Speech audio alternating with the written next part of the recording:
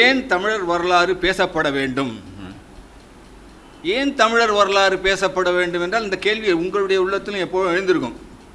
இப்போ இங்கே மொத்தம் 50-60 பேர் உட்காந்துருக்கீங்கன்னா 50-60 விடைகள் உங்களுடைய உள்ளத்திலே எழுந்திருக்கும் நேரம்.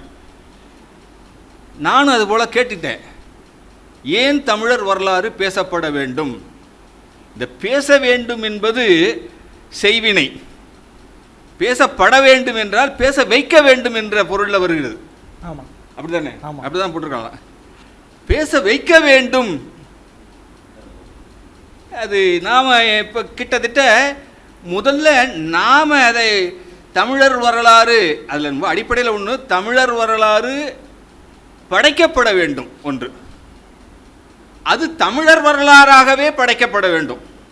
ரெண்டாவது அடிக்கோடிட்டு சொல்கிறேன், அது தமிழர் வரலாறாகவே படைக்கப்பட்டால்தான் அது தமிழர்களுடைய எதிர்காலத்துக்கு அடிப்படைக்கு ஒரு போராட்டத்திற்கு உதவும்.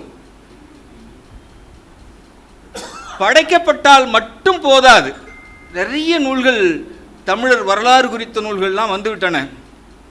அது நம்மால் படிக்கப்பட வேண்டும். அறிவு சோம்பேறிகளாக இருத்தல் என்பது ஆக கொடிய ஒரு செய்தி. ஒரு இனத்திற்கு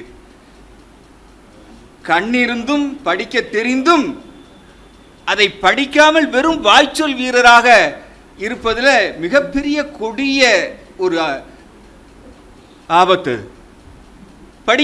படிக்க வேண்டும். நாம் எந்த அளவுக்கு படிக்கிறோமோ அந்த அளவுக்கு அதை பேச வேண்டும். வெளியிலே பேச வேண்டும். இந்த எல்லாமே நடக்க வேண்டும். தமிழர் வரலாறு எழுதப்பட வேண்டும். அது தமிழர் வரலாறாகவே இருக்க வேண்டும். அது படிக்கப்பட வேண்டும் தமிழர்களால். அதன் பிறகு அது பரவலாக பேசப்பட வேண்டும்.